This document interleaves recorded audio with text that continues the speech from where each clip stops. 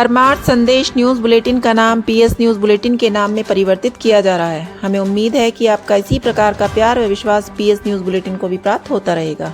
धन्यवाद। आज गुरुवार की प्रमुख खबरें इस प्रकार हैं। जिलाधिकारी ने कहा, बर्ड फ्लू को लेकर सतर्क रहें सभी विभाग, जनता में फैलाएं जागरूकता। सांसद अतुल गर्ग को दिल्ली चुनाव में बनाया गया स्टार प्रचारक। शमशेरपुर गांव पाइपलाइन रोड से 5 नंबर भट्टा गढ़ी तक क्षतिग्रस्त हुए मार्ग को ठीक कराने के लिए ग्रामीणों ने दिया ज्ञापन। बिना रजिस्ट्रेशन के चल रहे फिटजी कोचिंग सेंटर पर एफआईआर दर्ज। जीपीए ने बिना रजिस्ट्रेशन के चल रहे कोचिंग सेंटरों पर कार्रवाई के लिए मुख्यमंत्री को लिखा पत्र। कड़ाके की ठंड और निराश्रितों को आश्रय स्थल पहुंचाने में जुटा नगर निगम। रात्रि में नगर आयुक्त ने निरीक्षण करने भेजी टीम। बैठक में पहुंचे बैंकर्स को जिलाधिकारी ने बना लिया बंधक। कहा, जब तक लोन के आवेदन क्लियर नहीं करोगे तब तक नहीं जाओगे। नंदग्राम में फंदे पर लटके शव के पैर खा गए कुत्ते। शव को देखकर कांप गई हर किसी की रूह। लोनी में 3 दिन पूर्व हुई चोरी का पुलिस ने किया खुलासा। 2 चोर गिरफ्तार, 15,000 की नकदी व आभूषण बरामद। जिलाधिकारी इंद्र विक्रम सिंह की अध्यक्षता में जनपद स्तरीय बर्ड फ्लू टास्क फोर्स व जनपद स्तरीय अनुश्रवण मूल्यांकन एवं समीक्षा समिति की बैठक आहूत हुई। बैठक के दौरान जिलाधिकारी ने बर्ड फ्लू एवियन इन्फ्लुएंजा बीमारी से बचाव हेतु आवश्यक तैयारियों, सावधानियों एवं सतर्कता हेतु आवश्यक दिशा निर्देश दिए। उन्होंने कहा कि हमें जमीनी स्तर पर कार्य करते हुए सभी जनपदवासियों को बर्ड फ्लू के प्रति जागरूक करना है कि पक्षियों में इसके लक्षण किस प्रकार से देखे जा सकते हैं और इससे बचाव हेतु क्या क्या सावधानियां बरतनी हैं। उन्होंने बर्ड फ्लू के लक्षणों के बारे में बताया कि बर्ड फ्लू से संक्रमित पक्षी की आंख से व नाक से लाल रंग का पानी निकलता है। उन्हें हरे व लाल रंग का पतला दस्त होता है। पक्षी को ज्वर आता है, पैर बैंगनी हो जाते हैं। पक्षियों के गर्दन तथा आंखों के निचले हिस्से में सूजन आ जाती है। इसके साथ ही अंडा उत्पादन कम हो जाता है, श्वास लेने में कठिनाई, छींक, खांसी, एक जगह पर बैठे रहना, सिर एवं गर्दन में सूजन आदि हो जाना मुख्य लक्षण है। इससे प्रभावित पक्षियों की मृत्यु हो जाती है। उन्होंने कहा कि बर्ड फ्लू से बचाव हेतु बायोसिक्योरिटी, साफ सफाई रखना जरूरी है। मुर्गी, बत्तख, मछली तथा सुअर पास न पालें। बीमार पक्षियों के बीट से बचें। दिल्ली विधानसभा चुनाव के नामांकन प्रक्रिया तेजी से चल रही है। वहीं सभी पार्टी के प्रत्याशी नामांकन कर रहे हैं। भाजपा संगठन ने गाजियाबाद लोकसभा क्षेत्र से सांसद अतुल गर्ग को दिल्ली चुनाव के स्टार प्रचारक की 40वीं सूची में रखकर विश्वास जताया है।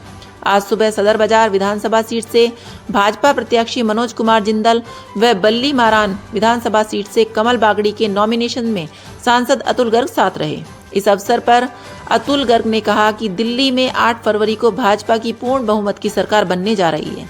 दिल्ली के चहुमुखी विकास के लिए अब की बार भाजपा की सरकार जरूरी है। इस अवसर पर सांसद प्रतिनिधि राजेंद्र मित्तल मेहंदी वाले भी उपस्थित रहे। युवा शक्ति संगठन के अध्यक्ष दक्ष नागर के नेतृत्व में अटोर, नंगला, मोहनपुर, शमशेरपुर, मथुरापुर के सैकड़ों ग्रामीणों ने 5 नंबर भट्टा से शमशेर तक टूटी हुई सड़क के लिए पीडब्ल्यूडी के अधिकारी को ज्ञापन देते हुए कहा कि इस मार्ग पर आए दिन दुर्घटनाएं हो रही हैं। सड़क में गड्ढे ही गड्ढे हैं। पहले भी इसकी शिकायत की जा चुकी है, पर आज तक कोई कार्यवाही नहीं हुई है। ग्रामीणों में काफी आक्रोश पनप रहा है और यदि जल्द कार्यवाही नहीं की गई तो आंदोलन के लिए विवश होना पड़ेगा। इस मौके पर दक्ष नागर, अमित प्रधान, मनवीर चौधरी, नीटू चौधरी सूबे, वीर सिंह नागर, सतीश, पुष्पेंद्र नागर, लक्ष्मी चंद्र, प्रेम मास्टर, राजेंद्र चौधरी आदि ग्रामीण मौजूद रहे। राजनगर में फिटजी कोचिंग सेंटर बिना रजिस्ट्रेशन के चलाया जा रहा था। जांच के बाद डीआईओएस ने फिटजी के संचालकों के खिलाफ एफआईआर दर्ज कराई थी। इसके बाद अब गाजियाबाद पेरेंट्स एसोसिएशन ने आज प्रदेश के मुख्यमंत्री और जिले के जिला विद्यालय निरीक्षक को पत्र लिखकर मांग की है कि जिले में प्रतियोगी परीक्षाओं की तैयारी के लिए चलाए जा रहे कोचिंग सेंटरों की मनमानियों पर अंकुश लगाया जाए। गाजियाबाद पेरेंट्स एसोसिएशन की अध्यक्ष सीमा त्यागी और सचिव अनिल सिंह का कहना है कि जिले में अनेकों कोचिंग सेंटर बिना रजिस्ट्रेशन के ही धड़ल्ले से चल रहे हैं।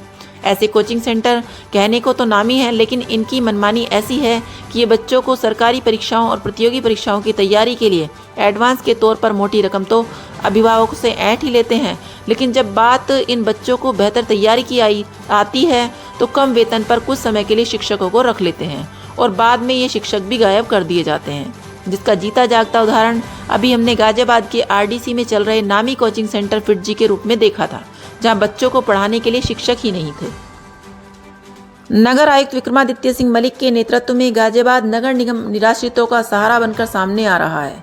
बढ़ती ठंड को देखते हुए निगम ने स्थायी तथा अस्थायी रैन बसेरों में व्यवस्थाओं को बढ़ाया है। बिस्तरों की संख्या, कंबलों की संख्या, साथ ही साथ अलाव व्यवस्था को भी बढ़ाया गया है। रैन बसेरों में हीटर भी लगवाए गए हैं। खुले आसमान में सड़कों के आसपास फुटपाथ पर कोई भी ठंड में ठिठुरते ना मिले, ना ही रात्रि में सोता हुआ मिले। इसके लिए लगातार निगम अधिकारी मॉनिटरिंग भी कर रहे हैं। खुद नगर आयुक्त भी रात्रि में आश्रय स्थलों का जायजा ले रहे हैं। नगर आयुक्त द्वारा रात्रि में निगम की टीम को मोहन नगर चौराहे से लेकर शालीमार गार्डन होते हुए भोंपुरा तक, विजयनगर, प्रताप विहार, कवि नगर, गोविंदपुरम, संजय नगर, राजनगर, सिटी जोन, घंटाघर, रेलवे स्टेशन बजरिया, वसुंधरा, कौशाम्बी, वैशाली व अन्य सभी सार्वजनिक क्षेत्र में भेजा गया।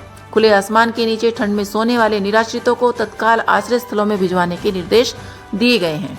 मौके पर अपर नगर आयुक्त अरुण कुमार यादव व सभी जोनल अधिकारी के साथ निरीक्षण के लिए निकले।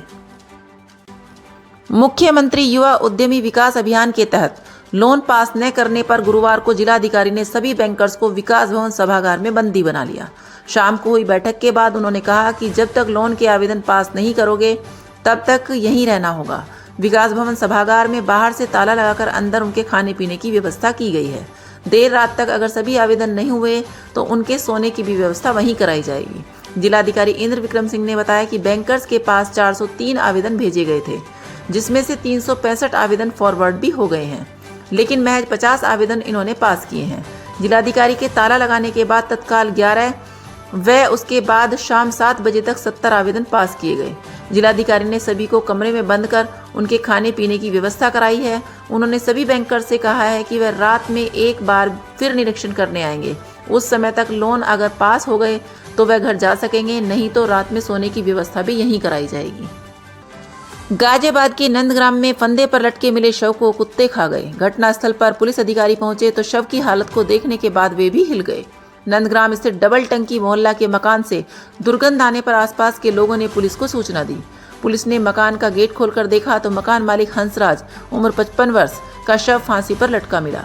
शव में दुर्गंध आ रही थी। शव के दोनों पैरों की हड्डी दिख रही थी और मांस गायब था। आसपास के लोगों ने बताया कि कई दिनों से इस घर में कुत्ते घूम रहे थे। कुत्तों का मुंह जहां तक पहुंचा वहां तक उन्होंने शव को नोच लिया।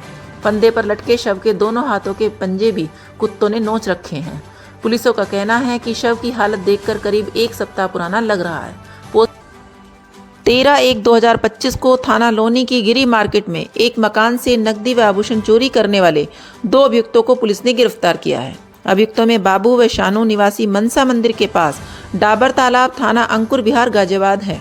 इनके कब्जे से चोरी के 15,000 रुपये, अंगूठी, गले के हार, 3 जोड़ी पायल बरामद किए गए। अभियुक्तों ने पूछताछ करने पर बताया कि जो रुपये व आभूषण उनसे बरामद हुए हैं, ये उन्होंने गिरी मार्केट लोनी में स्थित एक मकान से चोरी किए थे। चोरी किए गए रुपए उन्होंने आपस में बांट लिए थे। बाकी पैसे अपने शौक से में खर्च कर लिए। चोरी के इस सामान को वे बेचने की फिराक में निकले थे कि पुलिस ने चेकिंग में पकड़े गए। नहीं है कृपया लाइक और सब्सक्राइब अवश्य करें और हाँ, पहले आइकॉन अवश्य दबाएं ताकि आपको हमारी लेटेस्ट वीडियो का नोटिफिकेशन मिलता रहे। धन्यवाद।